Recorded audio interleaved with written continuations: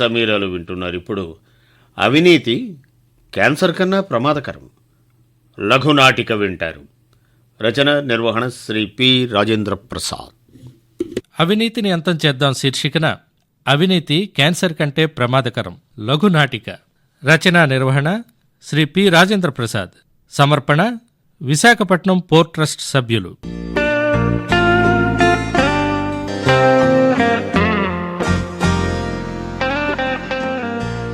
ఈ రోజు నాకు చాలా సంతోషంగా ఉంది.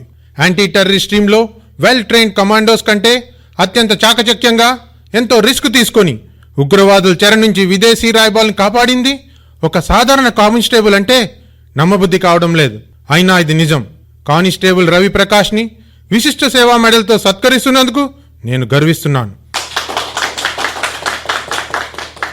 చూడు ప్రకాష్, నువ్వు పోలీస్ డిపార్ట్మెంట్కే మంచి పేరు తీసుకొచ్చావు. Thank you sir. Thank you very much sir. What is your qualification? Sir, I'm a post graduate. మొన్న ఈ మధ్యనే సివిల్స్ మెయిన్స్ లో క్వాలిఫై అయ్యాను. రియల్లీ? మరి కానిస్టేబుల్ ఉద్యోగం చేస్తున్నావేంటి? ఇంత వయసు వచ్చాక కూడా తల్లిదండ్రులకు భారంగా ఉండకూడదని నిజాయితీగా నేను కష్టపడి సంపాదించిన డబ్బు. ఈ రోజు నాకు చాలా సంతోషంగా ఉంది. యాంటీ టెర్రరిస్ట్ టీంలో వెల్ ట్రైన్డ్ కమాండోస్ కంటే అత్యంత చాకచక్యంగా ఎంతో రిస్క్ తీసుకొని ఉగ్రవాదుల చెర నుంచి విదేశీ రాయబాల్ని కాపాడింది ఒక సాధారణ కానిస్టేబుల్ అంటే నమ్మబుద్ధి కావడం లేదు. అయినా ఇది నిజం. కానిస్టేబుల్ రవి ప్రకాష్ని విశిష్ట సేవా మెడల్తో సత్కరిస్తున్నందుకు నేను గర్విస్తున్నాను. చూడు ప్రకాష్, నువ్వు పోలీస్ డిపార్ట్మెంట్కే మంచి పేరు తీసుకొచ్చావు. Thank you sir. Thank you very much sir. What is your qualification? Sir, I'm a post graduate. మొన్న ఈ మధ్యనే సివిల్స్ మెయిన్స్ లో క్వాలిఫై అయ్యాను. రియల్లీ? మరి కానిస్టేబుల్ ఉద్యోగం చేస్తున్నావేంటి? ఇంత వయసు వచ్చాక కూడా తల్లిదండ్రులకు భారంగా ఉండకూడదని నిజాయితీగా నేను కష్టపడి సంపాదించిన డబ్బుతోనే నా లక్ష్యాన్ని చేరుకోవాలని ఈ కానిస్టేబుల్ ఉద్యోగం చేస్తున్నాను. Definitely you will become a very good IAS officer. No sir, my desire is to become an IPS officer and eradicate root level corruption from the society to rebuild a strong nation sir. Great great. I wish you all the best. Thank you sir. Sir, మన సిటీలో bomb దాడులు చేయడం కోసం విదేశీ తీవ్రవాదులు master plan వేశారు.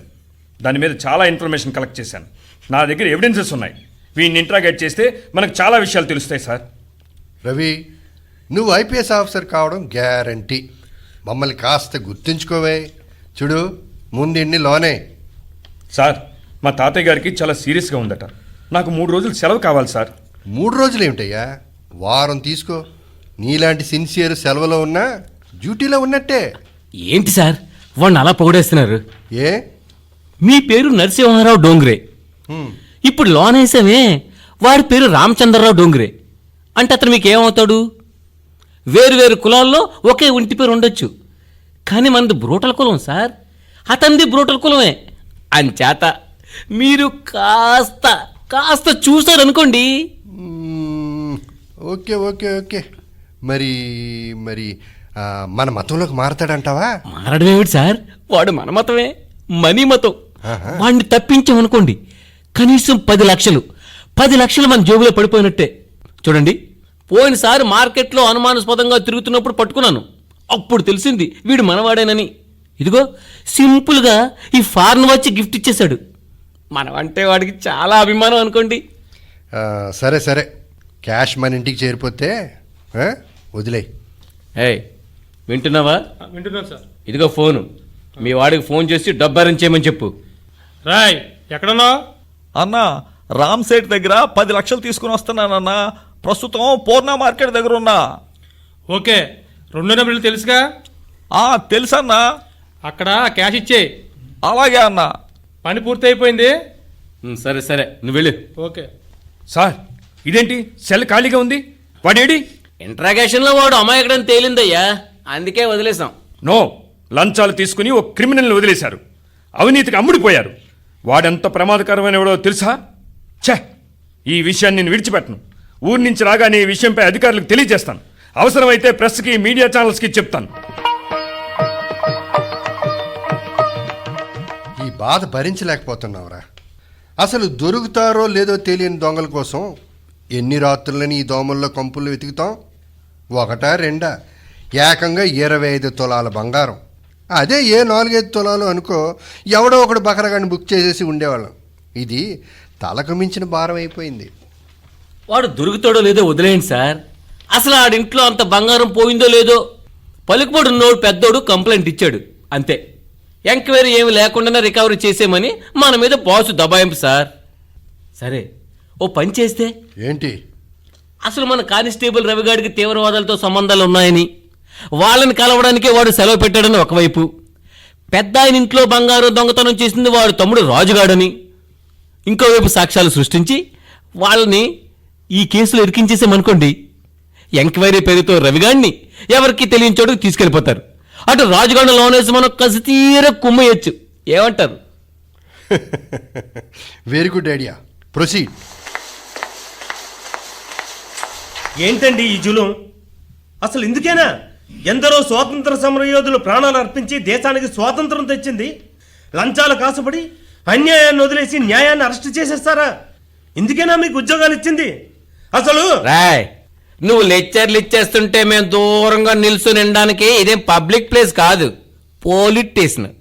యాదవసోళ్ళు ఆపి మర్యాదగా బంగారం ఎక్కడ దాచావో చెప్పి అమ్మ చెప్పి బంగారమా? బంగారం ఏంటండి? అబ్బోచ్చా, ఎంత అమాయకంగా నటించేస్తున్నావురా. అదిగో ఎస్ఐ గారు వస్తున్నారు, మర్యాదగా ఒప్పించుకో, లేకపోతే చచ్చి ఊరుకుంటావు. చూడండి, మన సిటీలో బాంబు దాడులు చేయడం కోసం తీవ్రవాదులు ప్లాన్ చేస్తున్నారు. దాని మీద చాలా ఇన్ఫర్మేషన్ కలెక్ట్ చేశాను. దాన్ని ఇంకా కన్ఫర్మ్ చేసుకోవడానికే అక్కడ కాపు వేశాను. అబ్బోచ్చా, నువ్వు పెద్ద ఏటీఎఫ్ చీఫ్. మరి చూడు, నీ దగ్గర ఏ ఇన్ఫర్మేషన్ ఉందో ఎక్కడుందో మర్యాదగా చెప్పి అమ్మ చెప్పి. నేను చెప్పను, మీ మీద నాకు నమ్మకం లేదు. ఏంటి నమ్మకం లేదా? పదరా పదరా పదరా ముందు లోపలకి.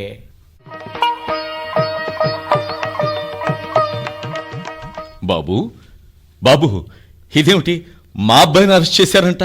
ఎందుకు బాబు? ఏం తప్పు చేశాడు వాడు? ఆ? మా అబ్బాయి అంటే ఎవడయ్యా? అదే బాబు, స్టూడెంట్ యూనియన్ లీడర్ రాజు. ఓ అతనా? మీ అబ్బాయిని మేము అరెస్ట్ చేయలేదే. లేదు బాబు, చేశారు. మా రెండో అబ్బాయి రవి ఇక్కడే కానిస్టేబుల్గా పనిచేస్తున్నాడు. ఏదో సీక్రెట్ ఆపరేషన్ కోసం వెళ్ళాడని, వచ్చేసరికి కనీసం 20 రోజులు పడుతుందని, ఈ విషయం ఎవ్వరికీ చెప్పొద్దని సిపి గారు ఫోన్ చేసి చెప్పారు. ఏంటి మీకు సిపి గారు ఫోన్ చేసి చెప్పారు? అవును బాబు, కానీ మా వాడు ఫోన్ అన్నా చేయటం లేదు. ఈలోగా ఇదొచ్చి పడింది. దయచేసి వాడిని వదిలిపెట్టండి బాబు. వాడు బయట ఉంటే మనందరికీ ధైర్యంగా ఉంటుంది బాబు. ఏటేటేటేటేటి? ఆడు బయట ఉంటే మనందరికీ అంటే పోలీసులకు కూడా ధైర్యంగా ఉంటుందా? గది సంగతి. మీటింగుల్లో ఆడు మాటలేని అసలు వీడికి ఇక్కడి నుంచి వచ్చిందిరా ఎంత పొగరు అనుకున్నాం. నీ నుంచి వచ్చిందని మాట. ఎల్లెల్లెల్లి నీ కొడుకు ఎక్కడున్నాడో ఎత్తుక్కో. ఎల్లవయ్యా మాకు బోల్డ్ పనుందేలే. నువ్వు ఉండరా, ఎదుటోళ్ళకి అర్థమయ్యేటట్టు చెప్పడం నీకు చేత కాదు. చూడు సార్, పెద్దోళ్ళ ఇంట్లో 20 తులాల బంగారం పోయింది, అర్జెంటుగా వాళ్ళకి ఇవ్వాలా. అంచేత నువ్వేం చేస్తావంటే ఎంతో కొంత సొమ్ము అట్టుకొచ్చేసి కనీసం 10 తులాల బంగారం కొనేసి మా ఎస్ఐగా ఇచ్చేసావనుకో, నీ కొడుకు బయటకు వచ్చేస్తాడు. లేదనుకో బంగారం చోరీ కేసులోని ఇరుక్కుపోతాడు. తరువాత నీ ఇష్టం. లంచమా? ఛీ! గవర్నమెంట్ ఉద్యోగాలు చేసుకుంటూ ఈ మాట అనడానికి సిగ్గేయడం లేదు. ప్రస్తుతం నాకేమీ ఉద్యోగం లేదు, పెన్షన్ డబ్బులతోనే జీవిస్తున్నా. అయినా నా చిన్న కొడుకును చదివించుకుంటున్నాను. నీతికి నిజాయితీకి ప్రతిరూపంగా నా కొడుకును పెంచుతున్నాను. చూడండి, దేశానికి ఉపయోగపడే నా కొడుకును రక్షించుకోవడం ఎలాగో నాకు బాగా తెలుసు. ప్రజా సంఘాల దగ్గరకు వెళతాను, న్యాయం జరిగే వరకు పోరాడతాను. అబ్బో, మరీ ఆయిషా బేగం తల్లిదండ్రులకు వారసుడు మరీడు. ఈయన కూడా లోపలేసి వెళ్ళవయ్యా, వెళ్ళు. ఎస్ఐ గారు వస్తున్నారు, నువ్వు వెళ్ళు. Good morning sir. Good morning. మనం బంగారం కేసులో అరెస్ట్ చేసిన రాజుగాడికి ఇంట్రాగేషన్లో తగలరాని చోట దెబ్బ తగిలిద్ది. పోయాడు సార్. ఏమయ్యా, బుద్ధుండక్కర్లేదా? ఇప్పటికే మన మీద చాలా బ్యాడ్ నేమ్ ఉంది. మన అవినీతిలో కూరుకుపోయామని ఆ పేపర్ వాళ్ళు కూడా తెగ రాసేస్తున్నారు. మళ్ళీ మర్డర్ కేసా? అరేం చేయమంటారు సార్? వాడి దగ్గర కర్ణపిశాచి ఉందో ఇంటెలిజెన్స్ బ్యూరో ఉందో తెలియదు కానీ మొన్న మనం 10 లక్షలు తీసుకుని ఏ డాక్యుమెంట్స్ లేకుండా ఒక అనాథరైజ్డ్ ఫారినర్ వదిలేసామా? ఆ, ఆ సంగతి కూడా ఆడికి తెలిసిపోయింది. దాంతో నేను కంట్రోల్ చేసుకోలేకపోయాను సార్. మై గాడ్, ఇప్పుడు ఎలా అయ్యా? ఆ, ఓ పని చేయండి, శవాన్ని తీసుకెళ్ళి దూరంగా పడేయండి. ఆ? పెట్రోలింగ్ చేస్తున్నప్పుడు శవం కనిపించినట్టుగా ఎలిబి క్రియేట్ చేసి మార్చరీకి పంపేయండి. తర్వాత చూసుకుందాం. Okay sir. హలో, ఎవరు? రంగనాథం గారేనా? అవును బాబు. మీ అబ్బాయి చనిపోయాడండి, మార్చురీలో ఉన్నాడు. ఏమిటి బాబు నువ్వు మాట్లాడేది? హలో, ఎవరు మాట్లాడుతున్నారు? Hello hello hello. Ravi, Ravi Babu, Ravi, Ravi Babu, Ravi, Ravi. ఆగోయ్యా, మార్చులోకి అలా వెళ్ళకూడదు. అది కాదు బాబు, బాబు నా కొడుకు. ఓ, ఇప్పుడు పరపరా కోసం శవ నీ కొడుకుదా? అయ్యో తండ్రి. ఆగు, మాకే చూడు కొద్దిగా. ఏంటి బాబు? అదే మరి చూడవయ్యా. ఏంటి బాబు చూడమంటావు? లోపలికి వెళ్ళనివ్వు. మరి చూడవయ్యా, చూడవయ్యా కొద్దిగా చూడవయ్యా. నాకు ఏం చూడండిరా? ఏం చూడాలి? ఇదేగా, తీసుకోరా, తీసుకో. శవాల మీద కూడా డబ్బులు ఏరుకుంటారా బాబు? రవి, ఏమయ్యా, తీసుకెళ్తావా? తీసుకెళ్తాను బాబు. ఎలా తీసుకెళ్తావు? అంబులెన్స్ ఉంది కదా బాబు. ఉందిలే, మరి చూడు. ఏంటి బాబు? అదే అంబులెన్స్ ఖాళీగానే ఉంది కదా బాబు. ఖాళీగా ఉంటే ఇంకేం శవాలు రావా? అంబులెన్స్ లేకపోతే మరి వాళ్ళు బాధపడరా? చూడు, మరి చూడు. చూసారా, చూసారా?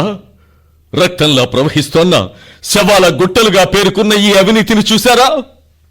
వీళ్ళు దేశ విదేశాల నుంచి వచ్చే హార్ట్ పేషెంట్లకు సక్సెస్ఫుల్ గా ఆపరేషన్లు చేసి భారత కీర్తి ప్రతిష్టల్ని ఆకాశమంత ఎత్తున నిలిపిన కార్డియాలజిస్టులు. ఇప్పుడేరి గుండెల్ని బాగు చేసే వాళ్ల గుండెలే ఇప్పుడు ఆగిపోయాయి. ఇదిగో ఇదిగో వీళ్ళు మన దేశపు చిన్ని ఉపగ్రహాన్ని అంతరిక్షంలోనికి పంపడానికి విదేశాల్ని బతిమాలుకొని వాళ్లకు బోళ్లంత డబ్బిచ్చే స్థాయి నుంచి అనేక దేశాల పెద్ద పెద్ద ఉపగ్రహాల్ని మన దేశం నుంచే అంతరిక్షంలోనికి పంపించే విఖ్యాత శాస్త్రవేత్తలు. ఇప్పుడు శవాలు. ఇకనైనా తెలుసుకోండి, ఇప్పుడైనా మేల్కొనండి. దాక్కుని దొంగ దెబ్బతీసే విదేశీ ఉగ్రవాదం కంటే మన మనసుల్లోనే దాక్కుని అదును చూసి దొంగ దెబ్బతీస్తోన్న అవినీతి, ఆశ్రిత పక్షపాతం, పిరికితనం, లంచగొండితనం అనే ఉగ్రవాదం క్యాన్సర్ కంటే ప్రమాదకరం, కలరా కంటే భయంకరం. ముందు ఇలాంటి ఉగ్రవాదాన్ని తుడిచిపెట్టేయండి. విదేశీ ఉగ్రవాదాన్ని ఎదుర్కోవడానికి నా కొడుకు లాంటి ఎంతో మంది యువకులు ముందుకొస్తూ ఉన్నా అవినీతితో, లంచాలతో కుళ్ళిపోయిన మన వ్యవస్థ అందుకు సహకరించడం లేదు. నా కొడుకు, నాన్న, మన సిటీలో బాంబు దాడులు జరిగే అవకాశం ఉంది, అందుకు నా దగ్గర సాక్ష్యాలు ఉన్నాయని నాతో ఎన్నోసార్లు చెప్పాడు. దాన్ని అడ్డుకుని వాళ్లను చట్టానికి పట్టించాలని ప్రాణాలకు తెగించి రాత్రుళ్ళు కనిపెట్టేవాడు. ఏం జరిగింది? చివరికి ఏం జరిగింది? అవినీతితో, లంచగొండితనంతో వాణ్ణి మనవాళ్లే చంపేశారు. వాళ్ళు మనవాళ్లను చంపేశారు. ఎవరికి నష్టం? ఎవరికి? నా దేశానికి, నా దేశ ప్రగతికి, నన్ను కన్న నా భరతమాతకి. వద్దు. పెద్ద పెద్ద చదువులు చదువుకున్న వాళ్ళు, పెద్ద పెద్ద ఉద్యోగాలు చేస్తున్న వాళ్ళు కూడా అవినీతిని జయించలేకపోతే ఇక సామాన్యులకు దిక్కెవరు? అందుకే మనమంతా సంకల్పం చేసుకుందాం. ఎవరు ఎలా ఉన్నా నేను మాత్రం అవినీతికి దూరంగా ఉంటానని ప్రమాణం చేద్దాం. స్వచ్ఛ భారత్ ని, అవినీతి రహిత సంపూర్ణ భారత్ ను ఆవిష్కరిద్దాం. ప్రపంచ నెంబర్ 1 గా, అగ్రరాజ్యంగా భారత్ ను అభివృద్ధి చేద్దాం. జై భారత్.